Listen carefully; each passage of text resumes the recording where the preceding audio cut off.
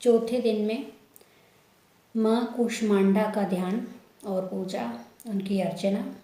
माँ कूष्मांडा को नीला और नारंगी रंग पसंद है, तो नीला या नारंगी दोनों में से कोई सा भी रंग पहनने के लिए चुन सकते हैं। और शहद और केले का आज भोग लगाया जाता है। वैसे मैं केवल भोग और जो है वही बता रही हूँ, क्योंकि मुझे भोग से ही लेना देना है। जो भोग जिस दिन का चयनित है माँ के लिए, आप अपने उपवास विधि के साथ साथ वो भोग थोड़ा बहुत मात्रा में आप दिन भर में ले सकते हैं, लेकिन ज़्यादा मात्रा नहीं करना। जो है 1 पीस या एक पीस मिठाई बहुत होती है अगर मिठाई है तो, और अगर खीर है तो छोटी वाली कटोरी से 1 कटोरी खीर बहुत होती है, पर्याप्त होती है। तो शहद और केले का भोग लगाया जाता है। इसका ये मतलब है कि इस दिन आप केला खा सकते हैं। और कूष्मांडा में एक जो है कुमड़ा जो होता है ना, पेठा, उसको भी चढ़ाया जाता है बलि के रूप में। तो बलि का मतलब हम ये समझते हैं कि अपनी प्रिय किसी चीज़ वस्तु को त्यागना। तो उसमें मतलब जानवर की बलि देने से अच्छा है कि लोग कुमड़े की बलि दे देते हैं। तो बीच में ये विधान जो है वो किसी विद्वान ने चालू किया कि जानवर या फिर अपनी प्रिय वस्तु की बलि देने से अच्छा है कि उसको कुम्हड़ा मानकर और कुम्हड़े की बलि दे दी जाए। तो कुम्हड़ा भी चढ़ाया जा सकता है। और जो है कुम्हड़े के गुण आप सब जानते हैं। कुम्हड़े के तो 20 तक से व्यंजन बन जाते हैं। इस पर किसी दिन ज़रूर बात करेंगे। माता का प्रसाद है तो माता को अर्पित तो करें, फिर बाद में देखा जाएगा कि कुम्हड़े का क्या करना है, ठीक है। और इनका जो ध्यान मंत्र है वो है या देवी सर्वभूतेषु माँ कूष्मांडा रूपेण संस्थिता। तो इस मंत्र का आपको जाप करना है। जैसे मैंने कल भी कहा था कि चाहें आप तो पूरा स्तोत्र भी एक साथ पढ़ सकते हैं, या फिर आपको टाइम की शॉर्टेज है तो आप केवल दिन विशेष की जो माता है उसका आप मंत्र जाप कर सकते हैं। विषम संख्या में करना है।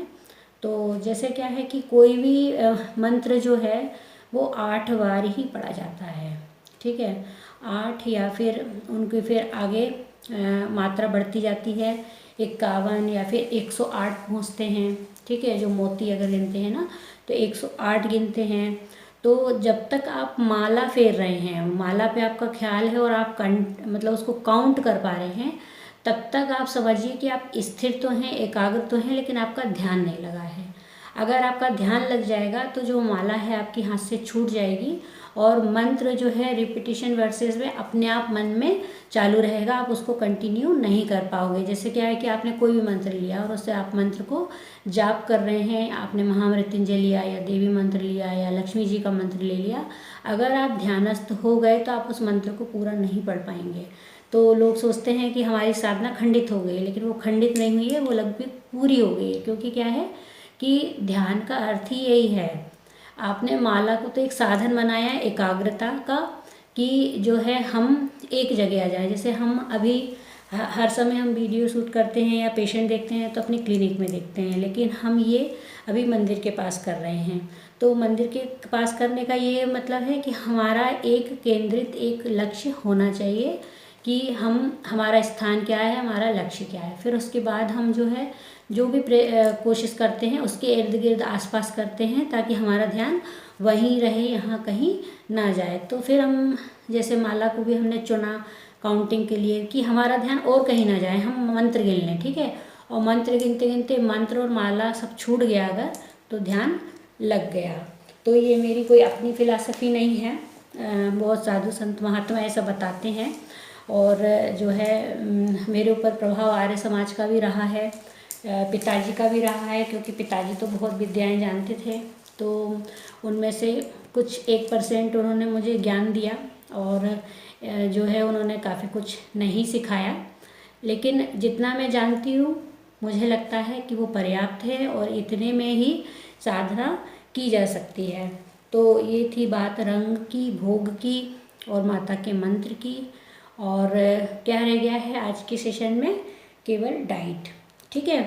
तो जैसा कि अभी अपन जो है चौथे दिन की बात कर रहे हैं, तो इसमें अपन धीरे धीरे चले थे कि अपन ने एक समय का, पहले दिन में अपन ने एक समय का भोजन छोड़ा था, फिर फल, और उस पे आए थे अपन कि कुछ अपन सॉलिड ले सकते हैं, है ना, उसमें रागी का आटा, कुट्टू का आटा, ये सारे सब चीज़ें थी।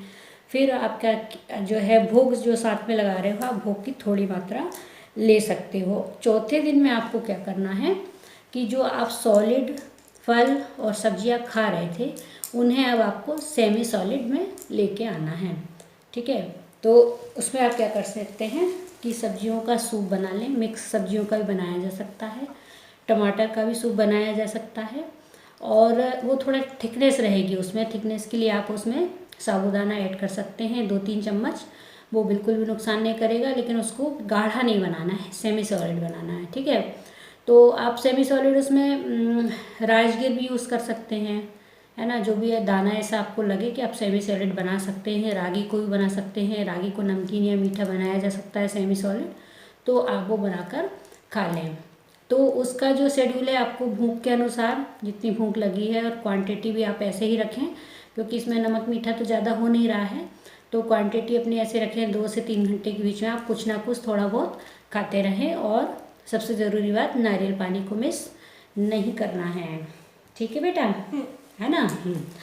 और इतना डाइट आप करेंगे तो हम ये सारी जो तैयारी कर रहे हैं ना, पहले दिन से जो तैयारी कर रहे हैं, वो एक्चुअली में हम 5वें दिन की तैयारी कर रहे हैं। 5वें दिन का दिन विशेष होता है। आप देखेंगे कि पूजा पाठ के मामले में 5वें दिन का दिन विशेष होता है। ज़्यादातर लोग पंचमी ही पूछते हैं, तो वो क्यों होता है। और ये विधान मतलब कि हम अभी चल रहे हैं, अपने शरीर को तैयार कर रहे हैं, हम धीरे धीरे तैयार कर रहे हैं। ऐसा नहीं कि हमने उसको अचानक से बोल दिया कि आज तुम भूखे रह जाओ, है ना।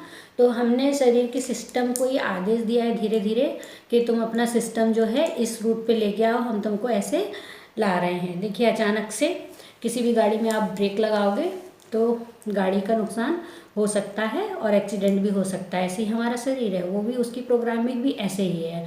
आपको अचानक से ही किसी व्रत में भूखे रहना चालू नहीं कर देना चाहिए।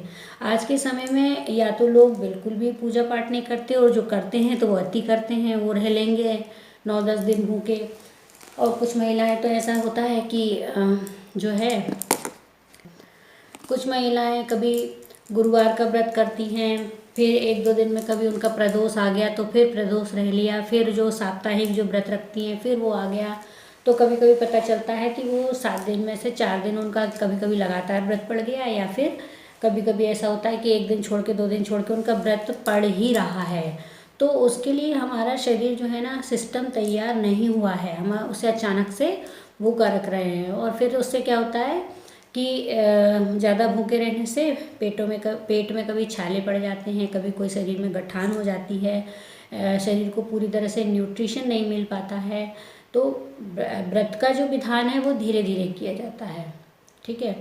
तो आप उस बात को समझिए, और अगर आपको अभी भी दिक्कत है तो मैं इसका लिटरेचर आपको दे सकती हूँ कि ये विधान क्या है और मैं क्या कहना चाहती हूँ, क्योंकि वीडियो की भी एक वो लिमिट है। अगर हम बहुत लंबी चर्चा करेंगे तो बहुत लंबा वीडियो हो जाएगा। तो अगर आपको इसमें फिर भी डाउट लगता है तो आप क्लिनिक पे आके मुझसे मिल भी सकते हैं। ये विधान हमने कई लोगों को कराया है अपनी क्लिनिक पर, तो काफ़ी उनको लाभ मिलता है।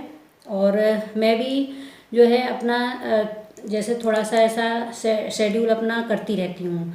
मेरा एक समय ऐसा था कि हीमोग्लोबिन 6 से 7 से आगे कभी नहीं पहुँचता था, फिर मैंने ये शेड्यूल किया और उसके बाद जो है वो मेरा हीमोग्लोबिन 12-13 रहने लगा। फिर उसके बाद मैं बहुत अति दुबली थी, तो दुबले की वजह से परेशानी हो रही थी, तो फिर मैंने ये शेड्यूल किया तो मेरा वज़न मेंटेन हो गया। फिर डिलीवरी के बाद वापस से मेरा वज़न बढ़ा।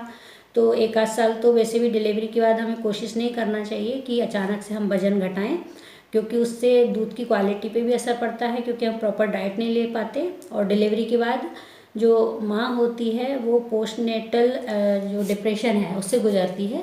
तो अगर वो कोई भी चेंजेस करती हैं माँ, तो उसको और ज़्यादा डिप्रेशन हो सकता है। तो उसे उस टाइम पे जब वो फीडिंग मदर है 6 महीने उसे कोई शेड्यूल नहीं करना चाहिए। तो फिर वापस से वज़न बढ़ा तो कोई इशू नहीं है, फिर हम ये कर लेंगे 6 महीने 1 साल के बाद शेड्यूल, वापस से हम अपने पुराने वज़न में आ जाएंगे। बस इसी शेड्यूल से आप सब कुछ कर सकते हैं, है ना। आप मेरा समझदार को इशारा काफ़ी है, इशारा समझ गए होंगे कि यही शेड्यूल सब चीज़ के लिए काफ़ी है।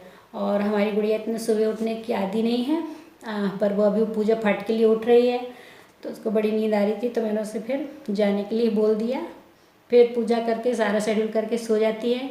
आप भी दिन में विश्राम करें और रात्रि में कम से कम घंटे 2 घंटे आपको भजन पूजन करना है, चंद्रमा के दर्शन करना है।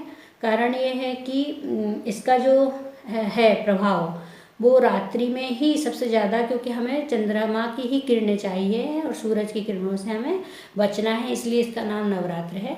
तो सारा सब कुछ जो है खिचड़ी ना बन जाए, इसलिए हम एक एक दिन के लिए चल रहे हैं।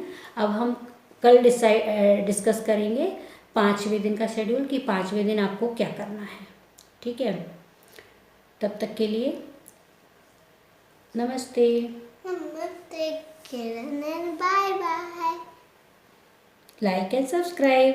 Like and subscribe. कैसे कैसे आ गई तो